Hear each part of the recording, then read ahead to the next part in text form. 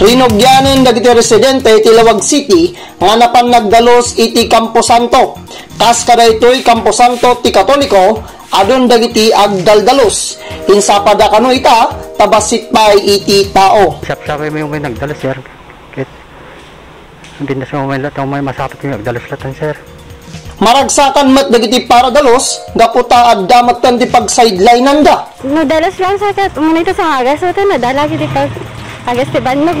Sit lang tatang, di ka naman get, nenesa ka dyan. At damat sa gaysa, sir, mo may suka dito. Sudak kalabanag dito eh? Mayat-mat na ta, sir, no, adal umay agpadalos ka. Kuna iti kapitan ti Barangay 1, adan to ti schedule ti panagbisita karon iti mapan iti Campos Santo. Adan to cluster met kidi sir ti October 20. Cluster 1 to October 20, cluster 2 ti 21 kada sangapula barangay.